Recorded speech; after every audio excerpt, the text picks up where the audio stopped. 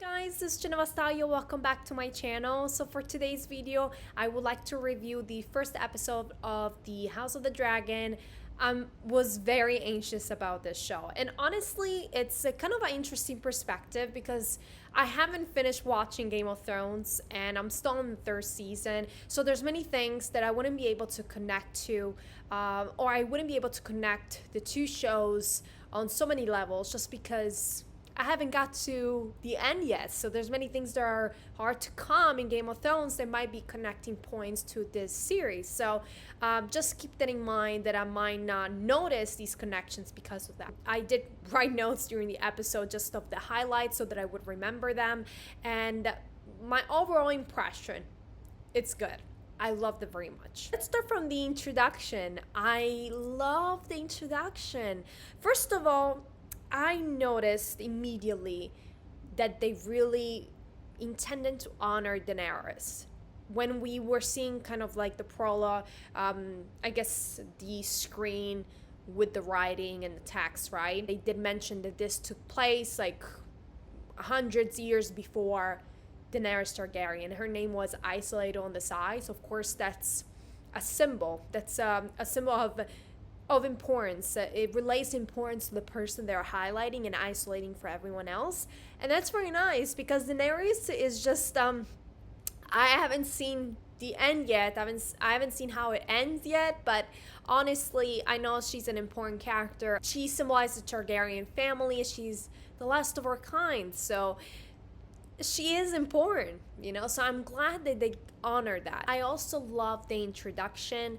It was like an introduction to the castle and all made of stone, and you know, they highlight, I don't know, what impressed me was the stone. Everything looked so much of stone, and it reminded me of how regal they are and how permanent, something durable, you know. So I kind of immediately, I guess the grayish tones of the castle and the stone, it kind of reminded me of what this family means. The fact that it's a family, it's meant to last forever. They're meant to rule forever because of the powers they have and the connection to the dragons, obviously. So I really like that connection and kind of like the context. I really like the way it was presented and introduced. How they introduced the king. And like I said, it reminded me of the stone. It kind of was highlighted where they were, the context, and the long dynasty that it will be. This particular story is very personal. It's going to occur within the same family unit. I mean, different family units, but within the same dynasty. That's why it will kind of like focus on a civil war, and that's a very much a difference from Game of Thrones. Game of Thrones involves so many players, involves so many families and houses, and so it's already more complicated. So this show has the advantage of the simplicity because the less players you have, the more understandable storyline you will have, and the more depth and personal storyline you will achieve because honestly, Game of Thrones, it does achieve that, but through so many seasons. It hasn't achieved that personality within the first season, in my opinion. In fact, as I stated, it kind of gained between first season, second season, the characters started developing and you start getting attached to the characters. But it requires more seasons because it involves so many players. This show doesn't really require it because it's not as many players and the players will change over time. Of course, it involves the same family. So that's awesome. I really love that. I love the simplicity of the story. I love the music. The music was glorious. At one point, I couldn't recognize any connecting points with the Game of Thrones music until the end when it closes the episode. Then we hear the music with a little switches, kind of differences, but it kind of like it resembles with the chorus, the addition of the chorus, then it kind of resembles the Game of Thrones tune. And like I said, it's just for remembrance, for connection. The music does transition from one show to another, and it also unites the two series. So that's what we want because one is the prequel of the other, so they must be united in a way. The way Star Wars is, the Star Wars music kind of unites all the movies. There's always a similar theme or common theme, the same way with this show, and the same way with the music. There has to be some similar theme so that we can recognize it and relate to it. When the dragons were introduced, I had felt the imagery of a fairy tale. Like the dragons are very elegant, first of all. So beautiful and elegant, very elongated. I think it's kind of the breed, because I've seen so many dragons like from this show, from the posters and the trailers. So the dragons look a little bit different from each other. They seem like to match the personality of their riders. So I really like when the princess dragon, the dragon looks, it's a golden dragon, looks elongated, elegant, big, and very feminine. Instead, Damon's dragon, it looks very bloody, very aggressive, and very strong. So, one of a kind dragons. And dragons, of course, are mythological creatures. So, it does have that, when they were introduced, it does bring that myth with them and that look of a myth in the show. Also, I'm seeing a recurring color, red and gray, red and black. Like these colors are quite recurring. And there was a shot of leaves, of red leaves, before they opened up to a scene between Alicent and Rhaenyra, and these blood colored leaves were kind of like, they kind of stayed with me for some reason. The color red is very prominent, and actually I don't even know why I say it's, I don't know why, like it's obviously it's recurrent, because the show is called Fire and Blood, so it must feature blood, it must be bloody. And let's talk about the two main characters. I feel Daemon and Rhaenyra really stole the show in a way. They were really prominent in this show and in this episode. Rhaenyra is very naive, very gentle, very kind, and very adventurous. I mean, we have gathered so much of her from this episode that's amazing. And she reminds me of Daenerys. It's crazy how much she reminds me of her. So naive, so pure, gentle, but still deep down thriving for power and the throne, which is deep down, it's there. And the same thing with Daenerys. Daenerys in the beginning, really, I couldn't see that.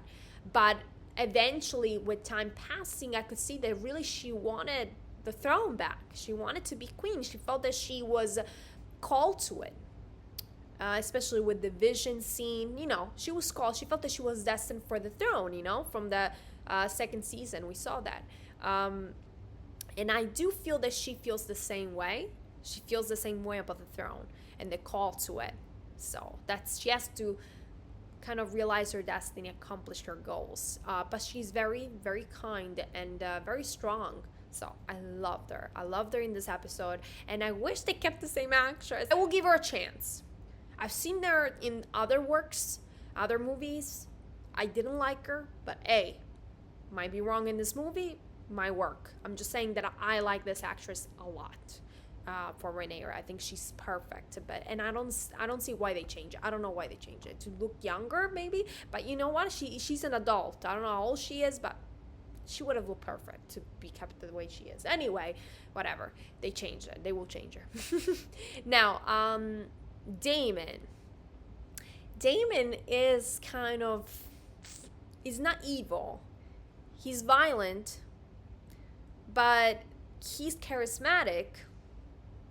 We know what he wants, and he's going to try everything to get it. And honestly, I'm kind of surprised that, well, he did make a move on her by buying her a necklace and stuff. So I felt something was going on there. But I feel like that after she was nominated as the heir, I think that will trigger something in him and probably will make a move. Because I think that the smartest thing he could do is actually trying to unite with her in a way so that he would get the throne. That's what he's interested in anyway. But he's very strong. And he's right. The king is kind of weak in a sense. But he's actually a very fair king, despite the mistakes that he has made.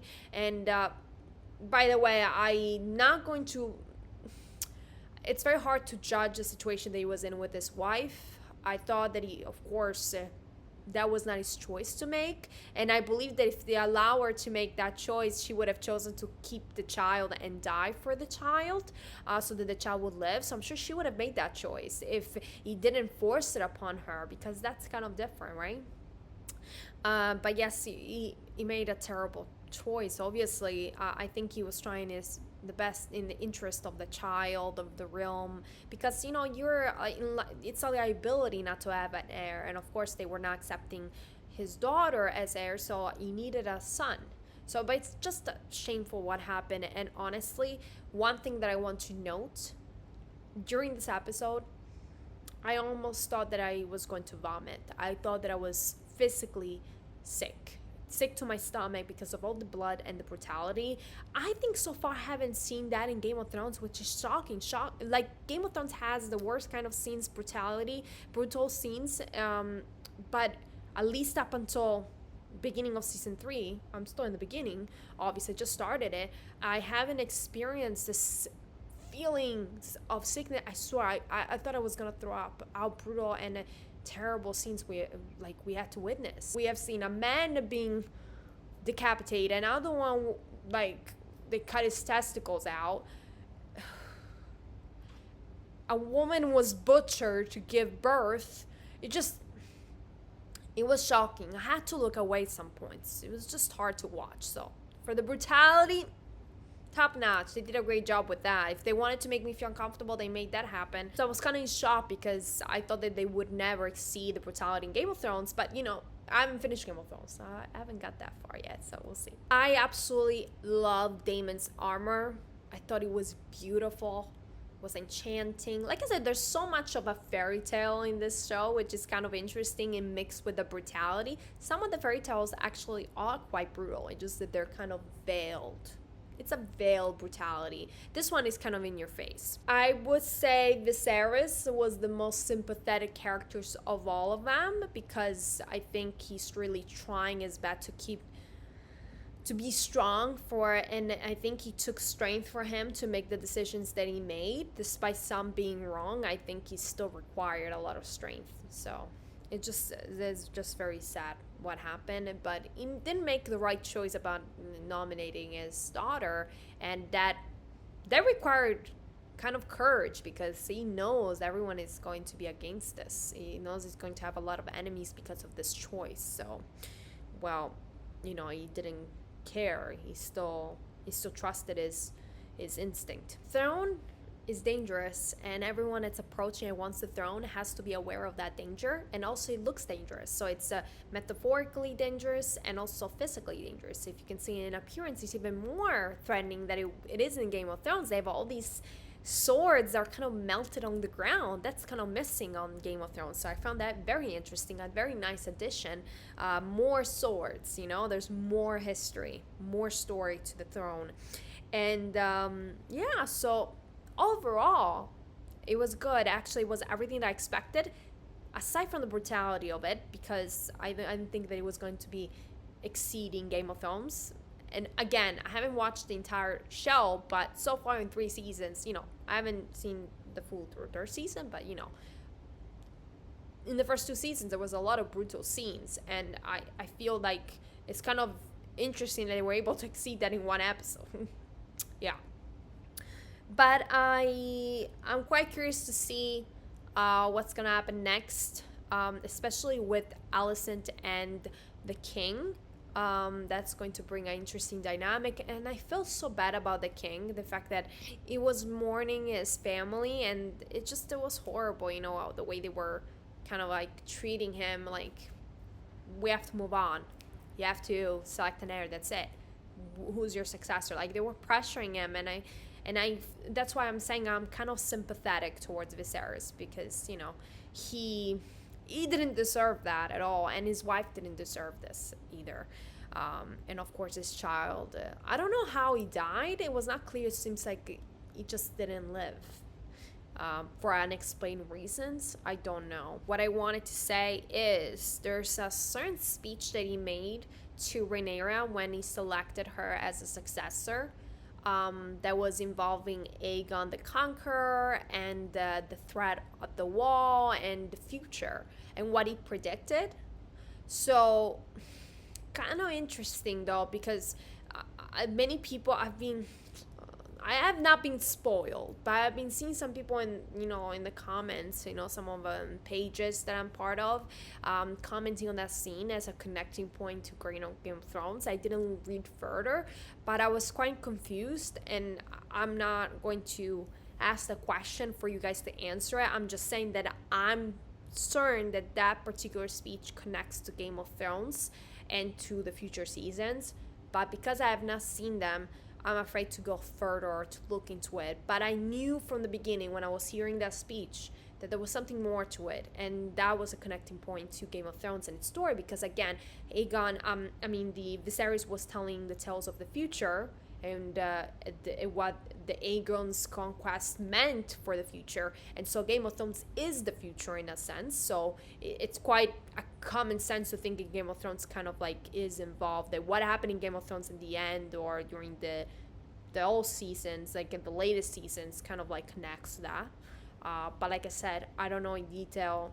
I don't know, and I don't want to know until I get there. Anyway, guys, let me know in the comments what you thought of the episode. Did you like it? Did you not like it? What did you think of it? Did you expect more?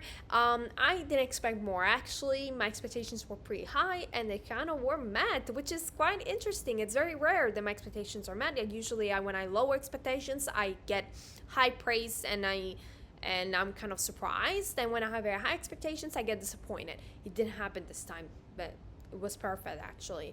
Everything that I expected, like I said, aside from the brutality. As you guys can see, I didn't actually react to this episode. I wanted to just give my overall review. Maybe in the future episodes, maybe towards the end, I'm going to include some reactions, like reaction videos and clips of with the review, just because I'm trying to see if I can do more reviews and less reactions. I don't know. I will still react to the usual shows that I've started already, but I want to get into more reviews. Just because I really like them more. I like them more, but I will still do reactions. But for this show, I might include smaller clips here and there for the future episodes. But for today's video, I just wanted to give my overall review of the episode, and hopefully you guys enjoyed it. And if you guys enjoyed this video, please make sure to subscribe. See you guys next time. Bye.